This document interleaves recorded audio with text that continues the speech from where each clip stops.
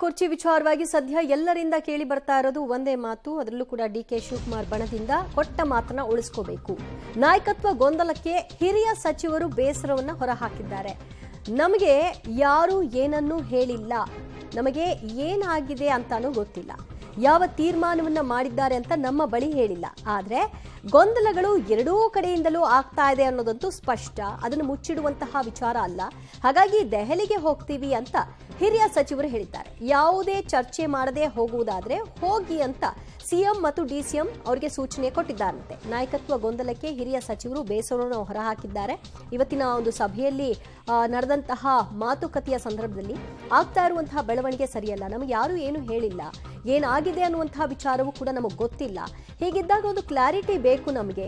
ಎದ್ದಿರುವಂತಹ ಗೊಂದಲಗಳಿಗೆ ತೆರೆ ಎಳಿಬೇಕಾದಂತಹ ಸಂದರ್ಭ ಇದಾಗಿದೆ. ಹೀಗಾಗಿ ನಾವು ಹೈಕಮಾಂಡ್ ಬಳಿ ಹೋಗ್ತೀವಿ, ಒಂದು ಕ್ಲಾರಿಟಿನ ಪಡಿತೀವಿ ಅಂತ ಇಬ್ಬರ ಬಳಿಯೂ ಕೂಡ ಹೇಳಿದ್ದಾರಂತೆ. ಮತ್ತಷ್ಟು ಮಾಹಿತಿ ಪಡೆಯೋಣ ನಮ್ಮ ಪ್ರತಿನಿಧಿ ರವೀಶ್ರಿಂದ. ರವೀಶ್, ಸದ್ಯದ ಪರಿಸ್ಥಿತಿಯ ಕುರಿತಾಗಿ ಸಚಿವರಿಂದ ಯಾವ ರೀತಿ ಅಸಮಾಧಾನ ವ್ಯಕ್ತವಾಗ್ತಾ ಇದೆ, ಇದಕ್ಕೆ ಇಬ್ಬರ ಕಡೆಯಿಂದ ಯಾವ ರಿಯಾಕ್ಷನ್ ಸಿಕ್ತಂತೆ? ದಿವ್ಯಾ, ಪ್ರಮುಖವಾಗಿರ್ತಕ್ಕಂಥದ್ದು ಎಲ್ಲೋ ಒಂದ್ ಕಡೆ ಎರಡೂ ಕ್ಯಾಂಪ್ಗಳಿಂದಲೂ ಕೂಡ ಬೇರೆ ಬೇರೆ ರೀತಿಯ ದಾಳವನ್ನು ಉಳಿಸುವಂತಹ ಪ್ರಯತ್ನಗಳು ಆಗ್ತಾ ಇದೆ. ಅದರಲ್ಲೂ ಕೂಡ ಸೀನಿಯರ್ಸ್ ಮಿನಿಸ್ಟರ್ ನಾವು ಹೋಗ್ಬೇಕು ಅಂತ ಹೇಳಿದಂತ ಸಂದರ್ಭದಲ್ಲಿ ಅದರಲ್ಲೂ ಕೂಡ ಸಿದ್ದರಾಮಯ್ಯ ಆಪ್ತರು ಇರ್ತಾರೆ, ಡಿ.ಕೆ. ಶಿವಕುಮಾರ್ ಆಪ್ತರು ಕೂಡ ಇರ್ತಾರೆ.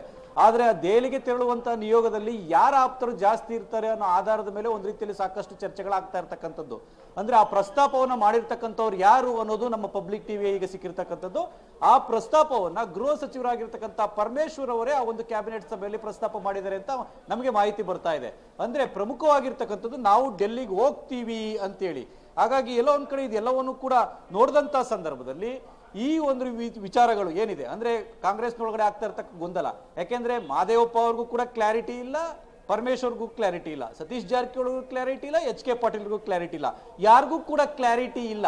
ಆದ್ರೆ ಹೈಕಮಾಂಡ್ ಮಟ್ಟದಲ್ಲಿ ಐವರ ನಡುವೆ ನಡೆದಿರ್ತಕ್ಕಂಥ ಗುಟ್ಟಿನ ವ್ಯಾಪಾರ ಅಂತ ಡಿ.ಸಿ.ಎಂ. ಡಿ.ಕೆ. ಶಿವಕುಮಾರ್ ಹೇಳಿರೋದು. ಆ ಗುಟ್ಟಿನ ವ್ಯಾಪಾರವನ್ನು ನಮಗೂ ರಟ್ಟು ಮಾಡಿ ಅನ್ನೋದೇ ಈ ಒಂದು ಸಚಿವರ ಒಂದು ಒತ್ತಾಯ ಆಗಿರ್ತಕ್ಕಂಥದ್ದು, ಮನವಿ ಆಗಿರ್ತಕ್ಕಂಥದ್ದು.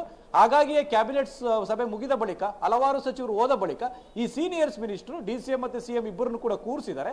ಈ ಸಂದರ್ಭದಲ್ಲಿ ನಾವು ಹೋಗ್ಬೇಕು ಅನ್ಕೊಂಡಿದೀವಿ ಅನ್ನೋ ಒಂದು ಕ್ಲಾರಿಟಿ ಬೇಕು ನಮಗೆ. ಅದು ಯಾರ ಪರನಾರು ಇರಲಿ ವಿರುದ್ಧನಾರು ಇರಲಿ, ನಮ್ಗೊಂದು ಕ್ಲಾರಿಟಿ ಸಿಗಬೇಕು, ನಾವು ಹೋಗ್ತೀವಿ ಅಂತ. ಹಾಗಾಗಿ ಸಿಎಂ ಮತ್ತೆ ಡಿ.ಸಿ.ಎಂ ಯಾವುದೇ ರೀತಿಯ ರಾಜಕೀಯ ಚರ್ಚೆಗಳನ್ನ ಮಾಡದೆ, ಜಾಸ್ತಿ ಬೆಳೆಸದೆ, ಹೋಗೋದಾದ್ರೆ ಹೋಗ್ ಬನ್ನಿ, ನಿಮ್ಮ ಅಭಿಪ್ರಾಯವನ್ನು ಹೈಕಮಾಂಡ್ ಹೇಳಿ ಎಂದಷ್ಟೇ ಹೇಳಿರ್ತಕ್ಕಂಥದ್ದು. ಹಾಗಾಗಿ ಇವತ್ತು ಸಂಜೆ ಎಲ್ಲ ಮುಗಿಸ್ಕೊಂಡು ನಾಳೆ ಅಷ್ಟೊತ್ತಿಗೆ ಡೆಲ್ಲಿಗೆ ಒಂದು 6 ಸಚಿವರುಗಳ ತಂಡ ತೆರಳುವಂತಹ ಸಾಧ್ಯತೆ ಇದೆ. ದಿವ್ಯಾ. ರವೀಶ್, ಥ್ಯಾಂಕ್ ಯು ನಿಮ್ಮೆಲ್ಲ ಮಾಹಿತಿಗೆ.